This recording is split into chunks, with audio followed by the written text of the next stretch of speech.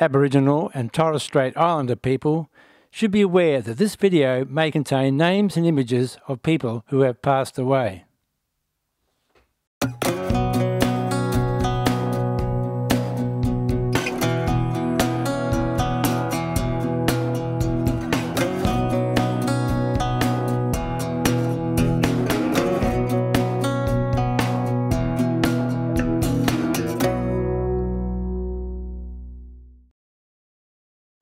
Hi, we're John and Ann from Lifestyle Video Productions, and we have just completed a successful trip with Vic Widman's long road trip to Alice Springs.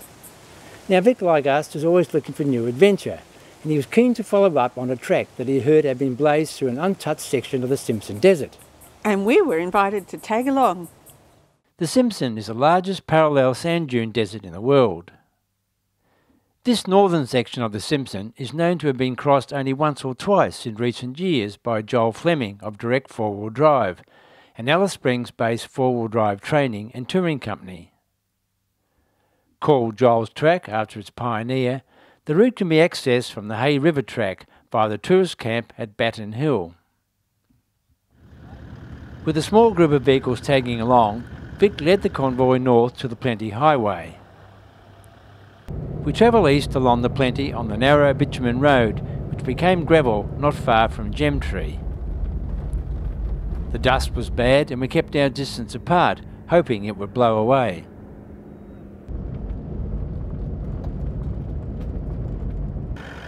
Just before Jervis Station, we turned off to the Batten Hill Bush Tucker Camp. This track followed the northern boundary of Anichaland. Permits from the Central Land Council are required to travel through this area.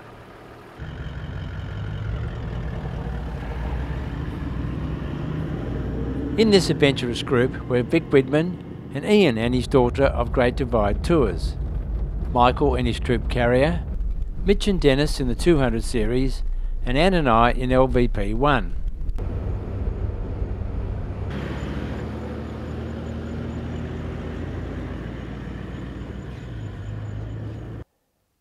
Batten Hill camping area was set up by the late Lindsay Bookie and is part of a cultural tourism business now run by his family. Lindsay Bookie was chairman of the Central Land Council for many years and is remembered as a positive leader for his people.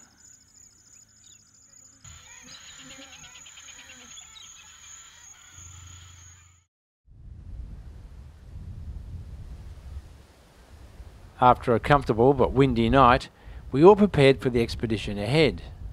But before leaving, we admired some artworks shown to us by Tanya and her daughter. Take a photo of you? Yeah. Yeah? Can you get your shadow off? Fresh as I was before. That's right, yeah. There's got to be an art to it because it's all so symmetrical, isn't it? We're here in town. In town. Oh no, let's rock and roll, boys. Thank you. Okay, see you. Thanks for Thank you. Bye. See you. Mitch chose strings of coloured beads, made from local native seed pods.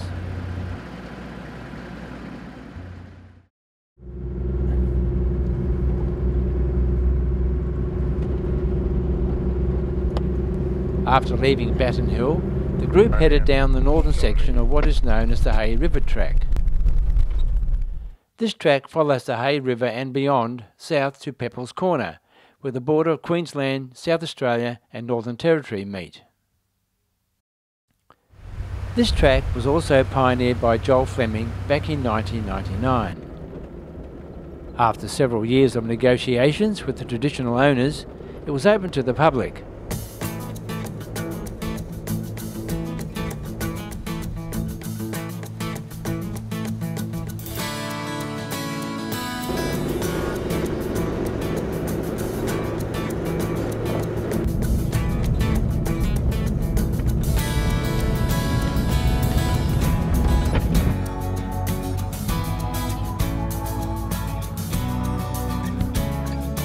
On the way down the track, the convoy came across a modest sign, indicating they were crossing the Tropic of Capricorn.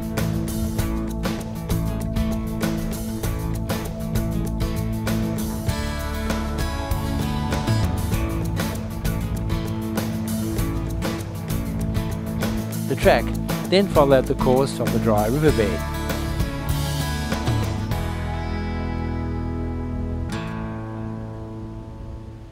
Dingo Well is part of a conservation initiative dedicated to restoring dingo populations. Dingoes regulate opportunistic species such as cats, foxes, rabbits and kangaroos, and surprisingly are crucial in conserving Australia's endangered species.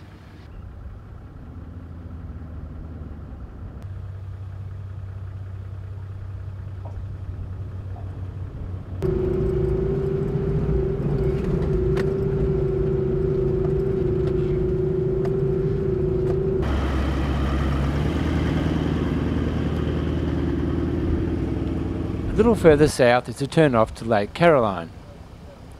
From here, the convoy crossed the wide, soft, sandy bed of the Hay River.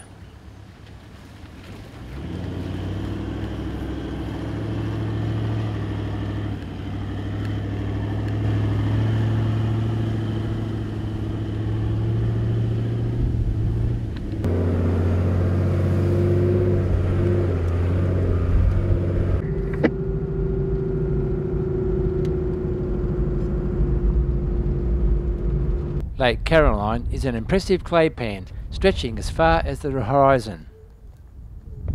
On the odd occasion when it fills with water, the lake covers approximately 420 hectares. Now back on the main track, it was time to find the start of the track across the desert. Ian and Vic searched for any definite wheel tracks made by Joel Fleming's previous expedition, but these were difficult to find. For this expedition, Vic had handed over the leadership to his second-in-command, Ian Bragg, and daughter Hannah.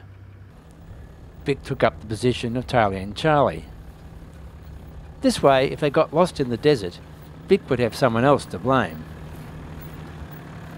After scouting the area for some time, faint signs of tracks were found, but they soon petered out.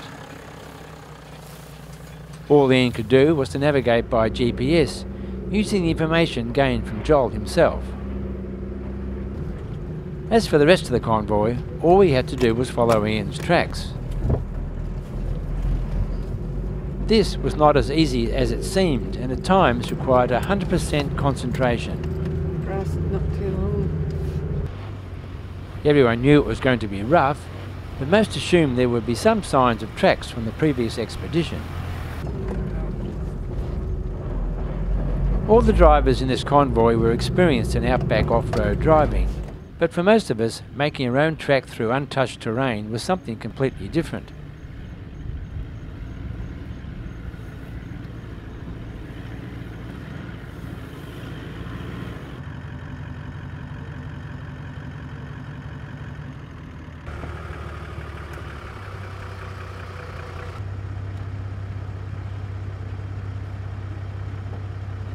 Up front, Ian had the added responsibility of paving the way through the variety of vegetation in the swales and selecting suitable places to crest the dunes.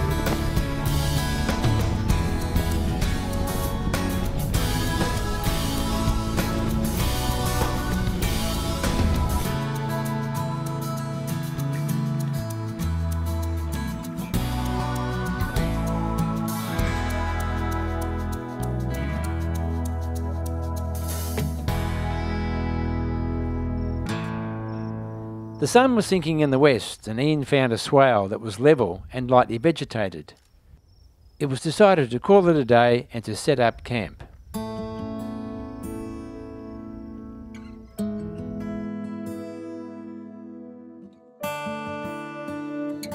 camp was well underway before Vic's headlights could be seen glimmering in the distance. He had been having a great time taking photos, and Vic being Vic, probably taking heaps of selfie videos. Although we had only travelled about 40 kilometres since leaving the Hay River track, it had all gone well and we were happy with our progress.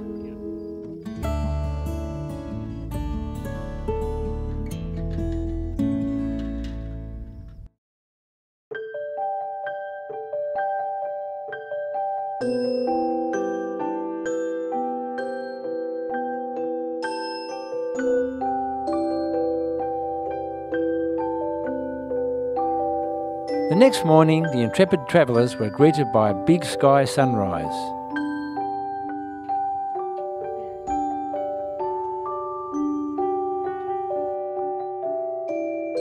A faint squiggly line between the dunes showed our route into camp the day before.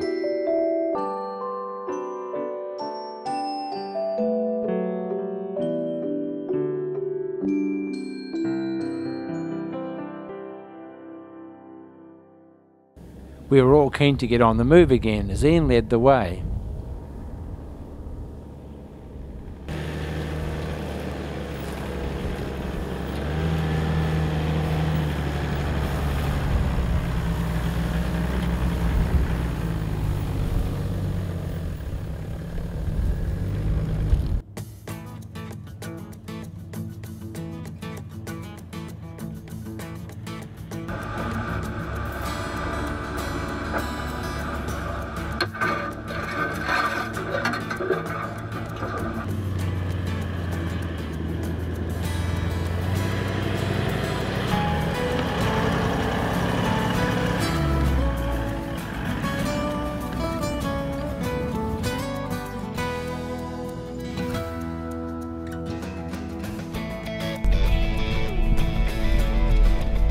In the camera car, things were going normally, with Anne doing all the driving, while I juggled with the camera gear. We were both enjoying this opportunity to travel through untracked desert.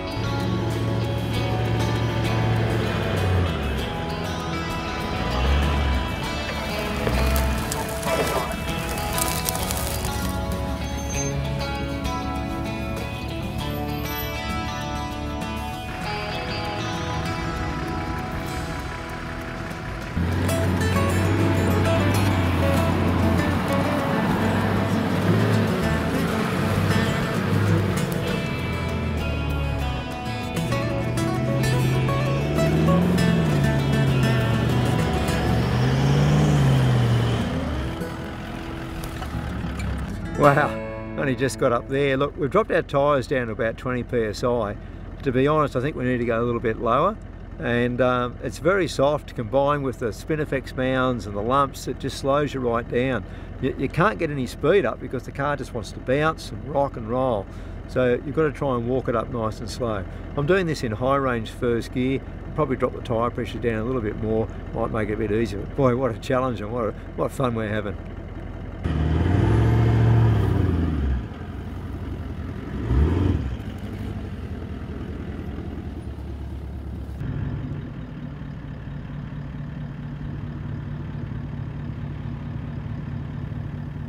Ian decided to back down from this one and look for another more suitable crossing point.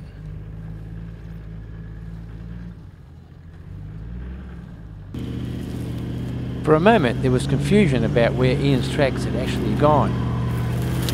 An easy thing to do under these conditions. Where's the track?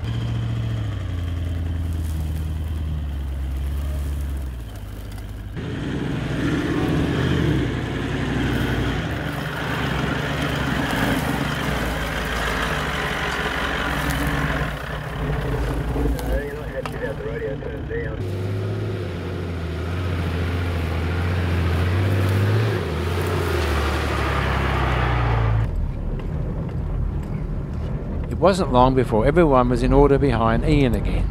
Can you turn the GoPro off? By the way?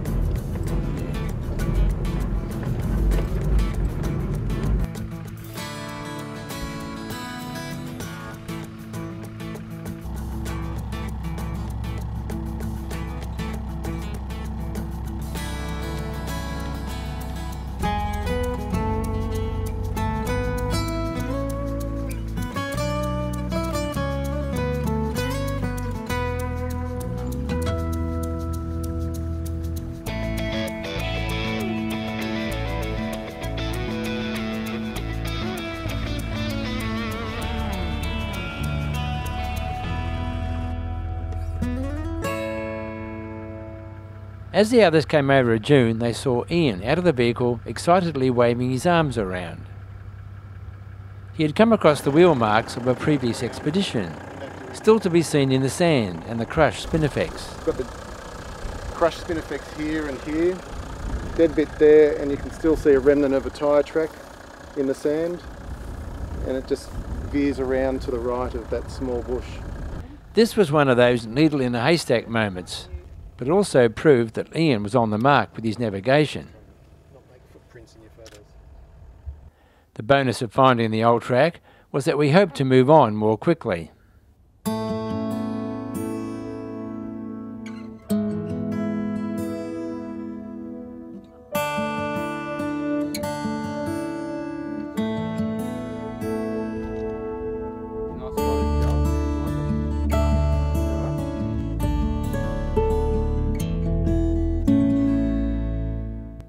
Well, look at that behind us. You can just see the faint outline of Joel Fleming's track that he put in 2015. We finally came across it, so now we're going to follow that track all the way across to the border. At least that's the plan.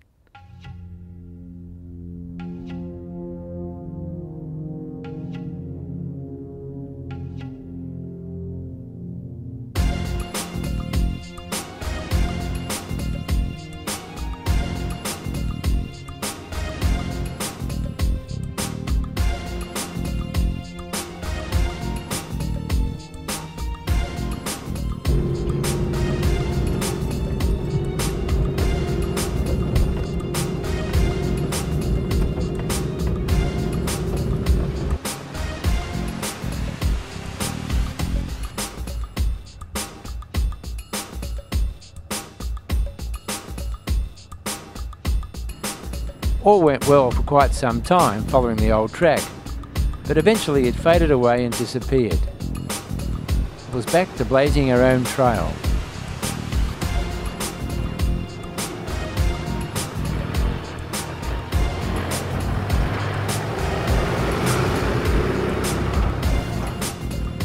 A patch of wildflowers caught Anne's eye and were worthy of a photograph or two. These turned out to be a species of Halgania.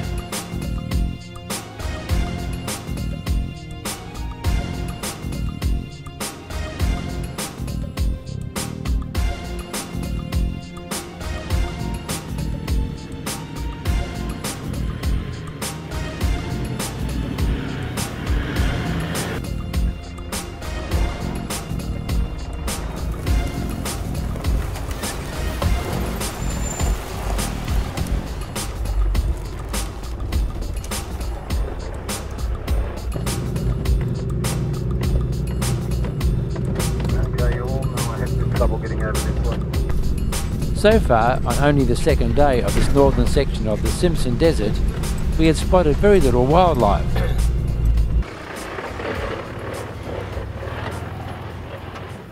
Also, there had been little bird life up to this point. Though later that afternoon, a dead-looking tree in the distance came alive with a mass of green and yellow. All of a sudden, there were flocks of budgerigars all around.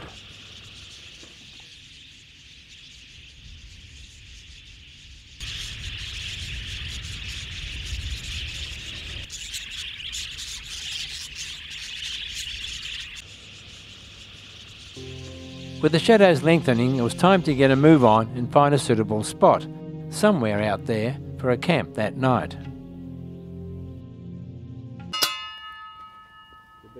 Ian had had a good day. Not only had he led them to a present campsite, but he also had a roast cooking on the fire. Vic's contribution for tea was to make the gravy.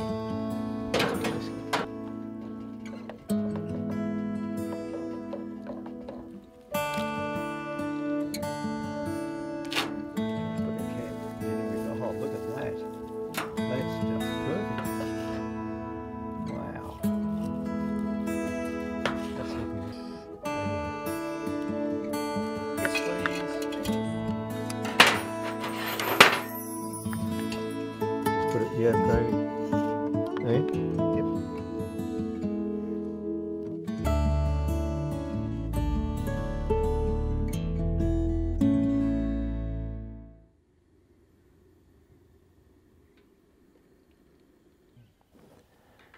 This was our last day in the desert wilderness as we headed for the Northern Territory Queensland border. Well, here we are on what I call Joel's track. Now look, we came across the tracks that he left in 2015 yesterday, and we tried to follow them. They were very, very faint, and at times they totally disappeared, which meant we had to pretty much remake the track ourselves. It's tough desert driving, absolutely the toughest you can get when you're trying to make a new track over sand dunes. We've made this fantastic campsite just here between a couple of big swales.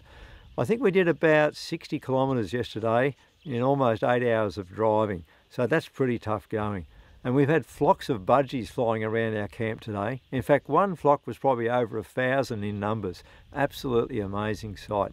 So we've still got about 30k to go before we hit the border. We better go and get into it.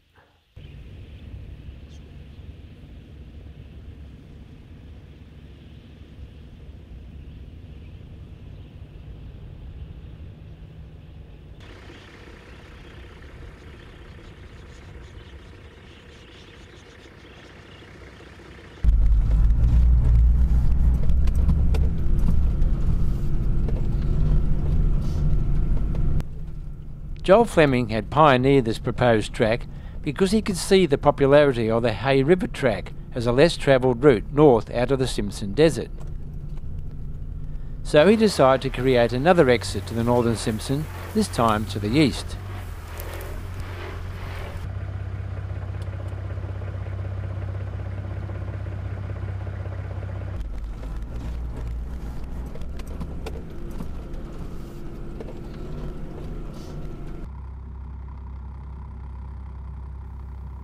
Ian, who didn't know what was ahead of him, took the dunes at a steady pace.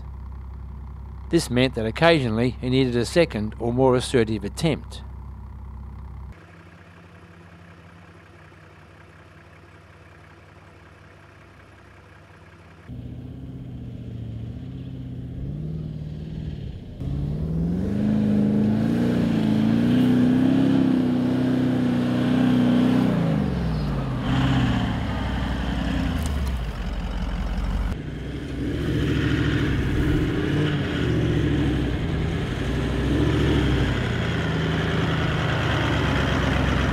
Michael just managed to scramble over this one. That was a fun moment, wasn't it? Yes, a bit of wheel wobble and that was fine.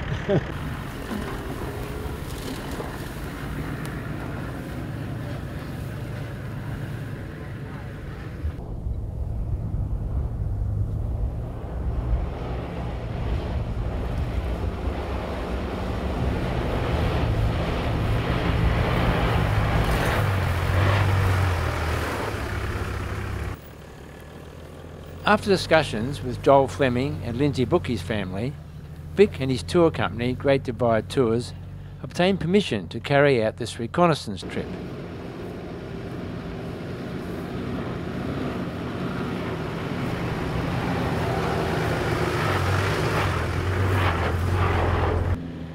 At this stage, it is intended that access to this area would only be as a tag-along tour with an accredited four-wheel drive tour company, with all inquiries made to direct four-wheel drive in Alice Springs.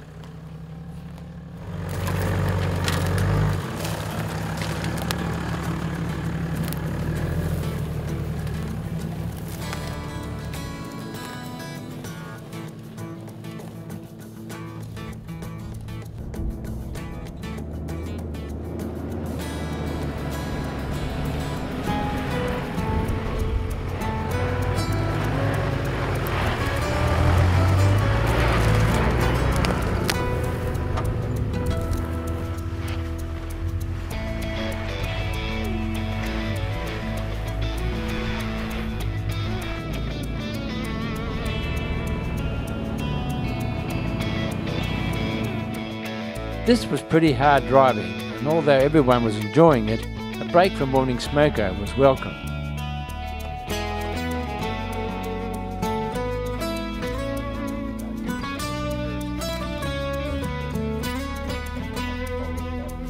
It was then time for Ian to make his mark on the desert again.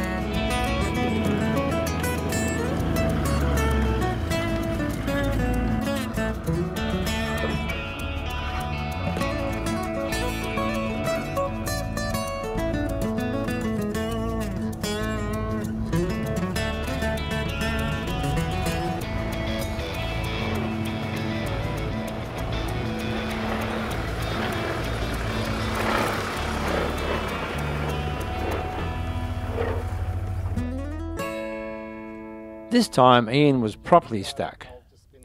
He was bottomed out with no traction to any wheel.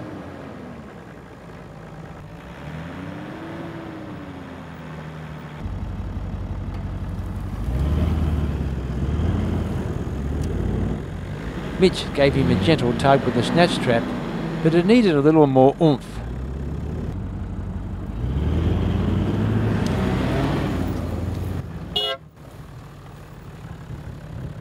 No. It's a lot of weight to pull out. Dead weight.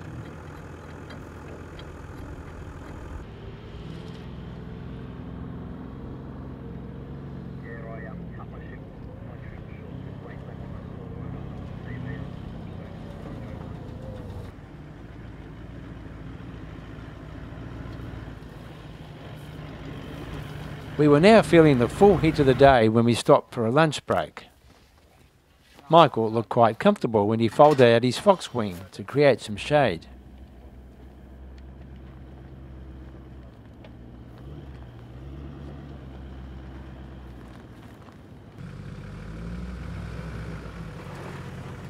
After crossing the border, we reached our next challenge, the thickly vegetated line of a creek.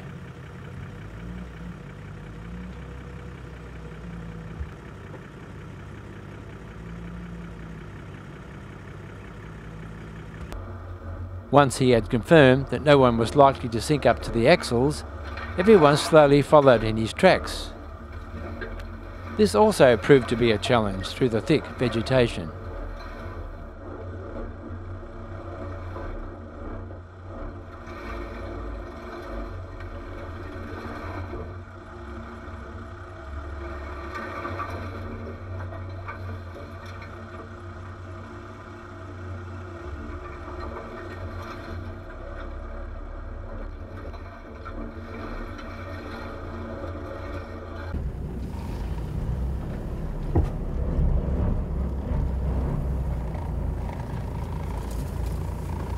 Then he turned left. There would appear to be lots of mosquitoes in that creek, so just keep putting the windows up. Now he does.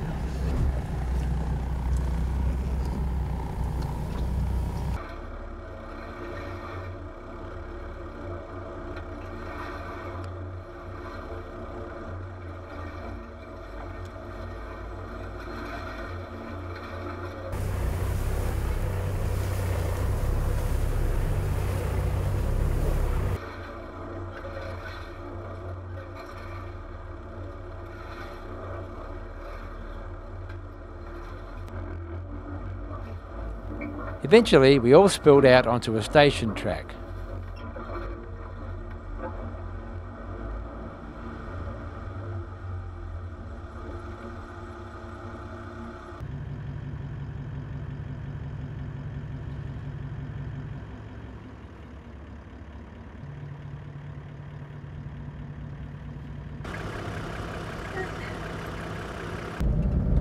Hey, you might be able to get out of first gear now. Just trying to push through that high grass. Now we travelled a great little track along the northern border of the Simpson Desert National Park, Queensland's largest park.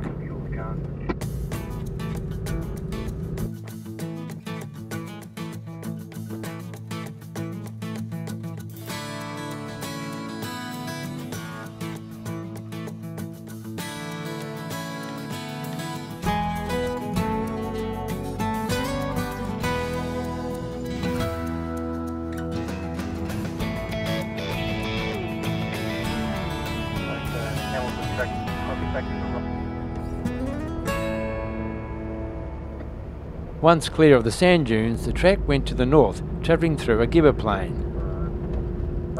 Eventually we reached the road that would take us to Baduri and civilization. Well, 2 days of really hard four-wheel driving to do about 70 kilometres. That's been a really tough track. We've tried to rediscover it and found it quite difficult. It has just disappeared with all the rain that the desert's had, the growth that's come back. Reality is there wasn't very much track there at all and we had to make our own. This isn't a kind of place that you want to go to on your own. You want to be a really well prepared four-wheel driver. And you know what, we had to get special permission from the Bookie family to travel through Aboriginal land and then from Effaburka Station to travel through their land. But it's been a fantastic adventure. We finally found a station track, this one right behind me here, and we did in 1 hour as much as we did in a whole day yesterday in terms of kilometres, to give you some idea of how rough it was. We've had a fantastic time. It's about time we now head off and made a nice camp, probably our last camp out in the bush before we hit the big smoke. After removing our flags, we headed east in search of a campsite for the night. For some time now, we've been travelling on the Bush Heritage Australia property, Ethabuka. Acquired in 2004, this reserve was previously a cattle station. The 215,500 hectare reserve is now a haven for desert wildlife and is a remarkable assembly of mammals, birds and reptiles.